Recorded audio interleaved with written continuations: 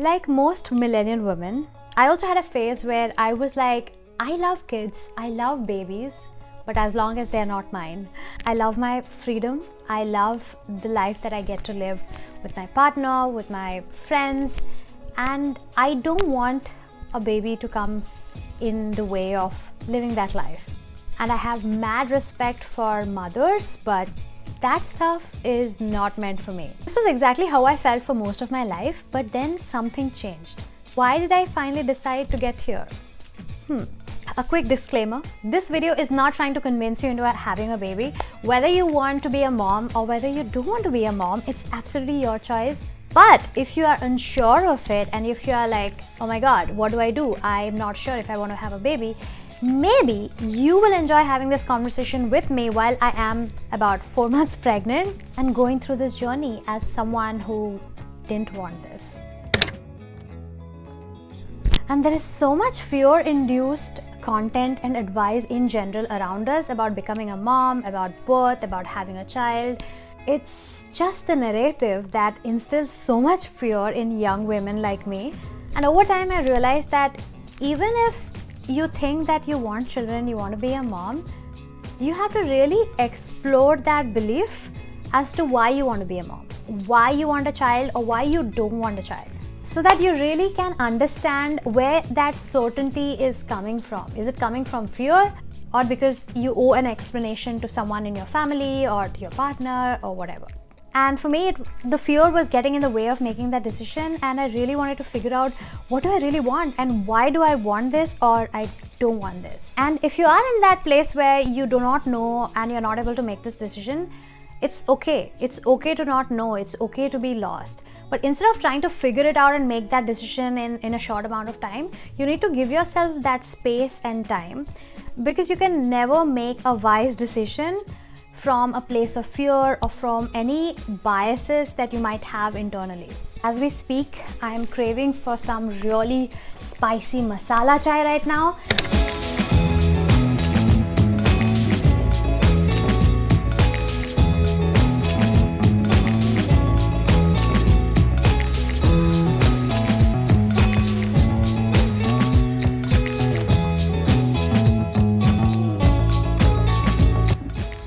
Okay, my chai is ready.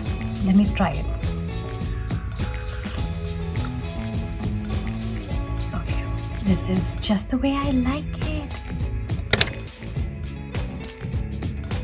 I wanted to see this life where I'm a mom, I have a little one, but I was also afraid that having a baby will take away the one thing that I really love about life in general, which is my flexibility, my privacy, and the relationships that I have, or the equation that I have with my partner. And it took me a while to realize that it's never about having a baby.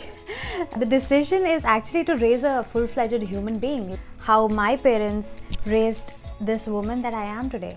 Your baby will be a baby for a couple of years until they are toddlers, but you have to think about, like, the most part of motherhood is about raising a human being and not raising a baby. And a lot of people give in to that temptation thinking that, oh, you're going to have this cute little baby for life. No, the baby is not going to be a baby forever. Eventually you have to, responsibly raise this human being so that he or she is well taken care of, has everything that they need to thrive in this world. And that realization really blew me away. So I started preparing for the decision from the lens of, do I want to raise a human being and be a part of that process? When you start thinking from that lens, you are on the right track and you'll actually think straight and not give in to this decision because it's just a trend. What if we fall out of love? One of my biggest fears was also, I don't want to lose what I have with my husband.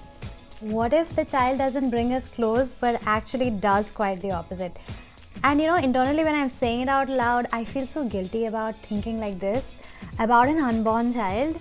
But these are things that come to women or even a man naturally. Like, you're not used to having a third person in the relationship. So I feel communication is so important to truly understand where your fear is stemming from, talking to your partner, talking to your best friends, talking to people in your life who have actually been on this journey, and really not feeling like, oh my god, like how can you even think like this? There is no shame in the kind of fears you have about being a mom.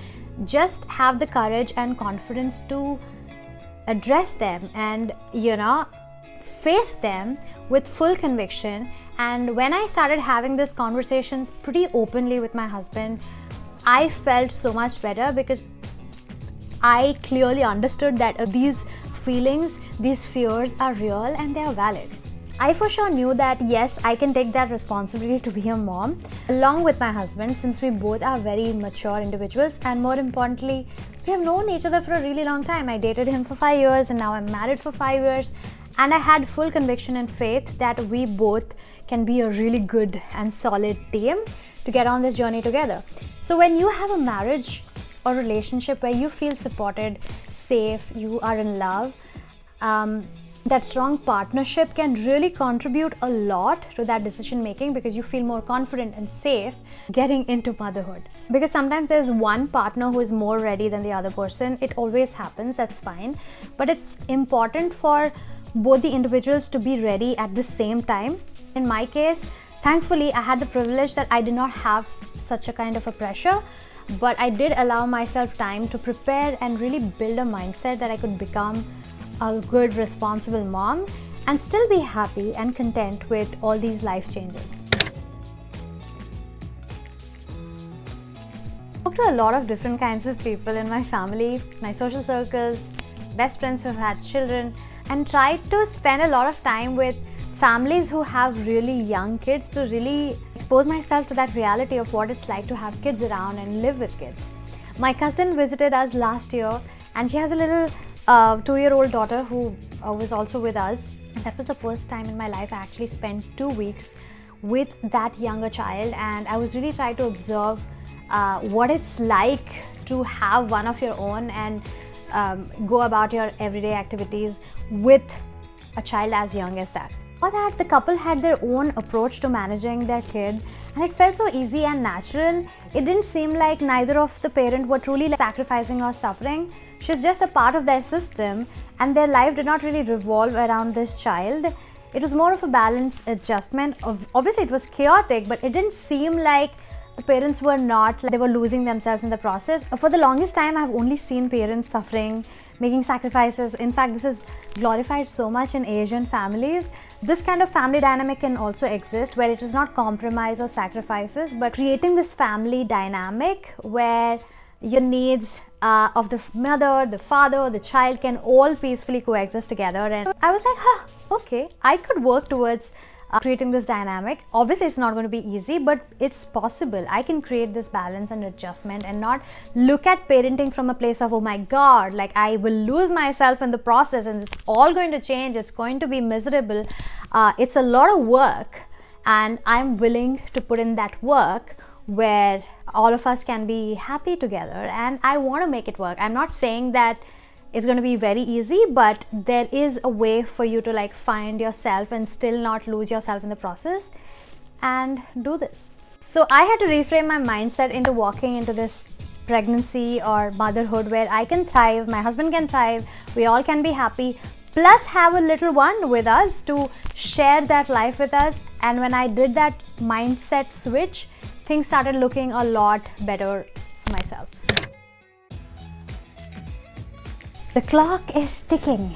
I think this is the most unfortunate thing about being a woman, and this was a hard pill to swallow, man, because no matter how much you try to like ignore this subject, we all know that we are on this planet for a definite period of time. Our bodies are not getting any younger, and it hit me that if I really want to have a baby, I have to design a life and set my priorities in a way that I could plan this baby without feeling rushed or without feeling threatened by what if I have risks, what if I have complications. Looking back, I feel like maybe I could have had a baby a couple of years ago, but a couple of years ago I was not ready. So now I feel a lot more confident and a lot more like clearer and feel more mature enough to take on this responsibility, and I did not feel like this a couple of years ago. It's not just about the age, is it? It's also about the phase of life you're in, because we are all in different timelines.